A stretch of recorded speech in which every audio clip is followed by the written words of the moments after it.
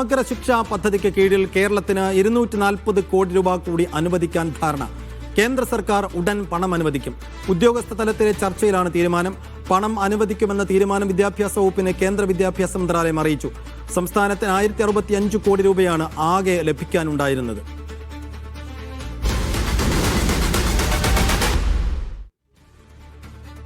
വിജിൻ വായാന്തോട് വിശദാംശങ്ങൾ നൽകും. വിജിൻ, 240 കോടി രൂപ തന്നെയെങ്കിലും സംസ്ഥാനത്തിന് കിട്ടുകയാണ്. 1065 കോടി രൂപ നൽകാനുള്ള ഇടത്താണ് 240 കോടി കിട്ടുന്നത്. വലിയ ആശ്വാസം എന്ന് കാണാം. എങ്കിൽ കൂടി ഇത്രയും പണം എന്തുകൊണ്ടാണ് ഇതുവരെ തടഞ്ഞു വെച്ചിരുന്നത്? ഇപ്പോൾ ഇതെങ്ങനെയാണ് കേരളത്തിന് കിട്ടുന്നൊരവസ്ഥയിലേക്ക് എത്തിയത്?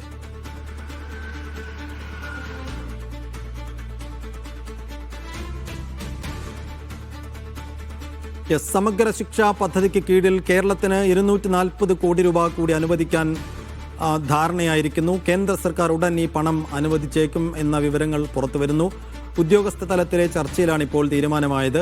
പണം അനുവദിക്കുമെന്ന തീരുമാനം വിദ്യാഭ്യാസ വകുപ്പിനെ കേന്ദ്ര വിദ്യാഭ്യാസ മന്ത്രാലയം അറിയിച്ചിരിക്കുന്നു. വിജിൻ വിശദാംശങ്ങളുമായി. വിജിൻ, 1065 കോടി രൂപ എന്തുകൊണ്ടാണ് ഇത്രയും വൈകിയതോ അല്ലെങ്കിൽ തടഞ്ഞു വെച്ചതോ? അതിൻ്റെ കാരണം ആദ്യം പറയൂ. ഒപ്പം അതിൽ 240 കോടിയെങ്കിൽ അത്ര ചെറിയ തുകയെങ്കിലും റിലീസ് ചെയ്യാനുള്ള ഒരു നടപടിയിലേക്ക് കടന്നത് എങ്ങനെയാണ്?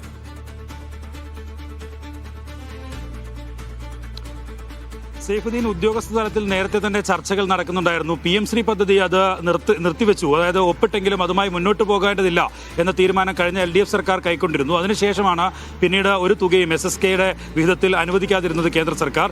അതിനിടയിൽ PM ശ്രീ ഒപ്പിട്ട ഘട്ടത്തിൽ ഒരു 92 കോടി രൂപ അത് അനുവദിച്ചിരുന്നു. അതിനുശേഷം പിന്നീട് ഒരു തുകയും അനുവദിച്ചിട്ടില്ല. ആകെ 1065 കോടി രൂപയാണ് SSKക്ക് നിലവിൽ ഫണ്ട് കേന്ദ്രവിഹിതമായി നൽകാനുള്ളത്. അതൊന്നും നിലവിൽ നൽകിയിരുന്നില്ല. പക്ഷേ ആ ഘട്ടങ്ങളിലെല്ലാം ഉദ്യോഗസ്ഥ തലത്തിൽ ഉള്ള ചർച്ചകൾ സജീവമായി തന്നെ നടക്കുകയായിരുന്നു. അതിന്റെ ഔദ്യോഗികമായ തലത്തിൽ ഉദ്യോഗതലത്തിൽ കേന്ദ്ര വിദ്യാഭ്യാസ മന്ത്രാലയമായും ഒപ്പം തന്നെ സംസ്ഥാന വിദ്യാഭ്യാസ വകുപ്പ് അത് തുടർച്ചയായ ചർച്ചകൾ നടത്തിക്കൊണ്ടിരിക്കുകയായിരുന്നു. ഏറ്റവും അവസാനം PM ശ്രീയുമായി മുന്നോട്ട് പോകണം എന്നാവശ്യപ്പെട്ട കത്തുൾപ്പെടെ സംസ്ഥാന സർക്കാർ ലഭിക്കുകയും ചെയ്തിട്ടുണ്ട്. അതിനിടയിൽ ഈ ചർച്ചകൾ ഇങ്ങനെ നടന്നുകൊണ്ടിരിക്കുന്നതിന് ഇടയിലാണ് നിലവിൽ 240 കോടി രൂപ SSKക്കായി അനുവദിക്കാനുള്ള ഒരു തീരുമാനത്തിലേക്ക് കേന്ദ്ര വിദ്യാഭ്യാസ മന്ത്രാലയം എത്തിയിട്ടുള്ളത് എന്നുള്ളതാണ്. ഔദ്യോഗികമായി അതിനൊരു പ്രഖ്യാപനം വന്നിട്ടില്ല. പണം അനുവദിച്ചിട്ടുമില്ല.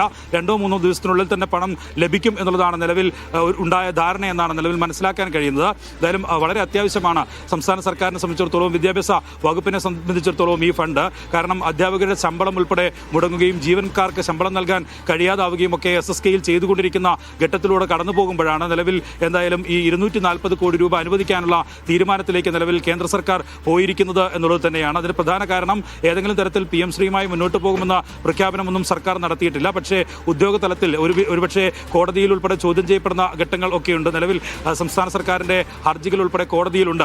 അതുകൊണ്ട് തന്നെ അത്തരത്തിൽ നിരന്തരമായി അത്തരം ഈ സാമ്പത്തികമായി ബുദ്ധിമുട്ടിക്കുന്ന നിലയിൽ ഫണ്ട് തടഞ്ഞു വെക്കുന്ന നിലയിൽ മുന്നോട്ട് പോയാൽ അതിൽ പ്രശ്നമുണ്ടാകുമെന്ന് ഉണ്ടാകണം എന്നുള്ളതാണ് ഇപ്പോൾ മനസ്സിലാക്കുന്നത്. ഒപ്പം തന്നെ ഇതിൽ ഇപ്പോൾ നൽകിയിരിക്കുന്ന വിഹിതം എന്ന് പറയുന്നത് അത് സ്റ്റാർസിനും ഒപ്പം തന്നെ റൈറ്റ് ടു എഡ്യൂക്കേഷനും വേണ്ടിയുള്ള 240 കോടിയുടെ വിഹിതമാണ് നിലവിൽ കേന്ദ്ര സർക്കാർ നൽകിയിരിക്കുന്നത്. എന്തായാലും ആ പണം ലഭിക്കും എന്ന കാര്യത്തിൽ ഇപ്പോൾ ഒരു ധാരണയിൽ എത്തിയിരിക്കുന്നു.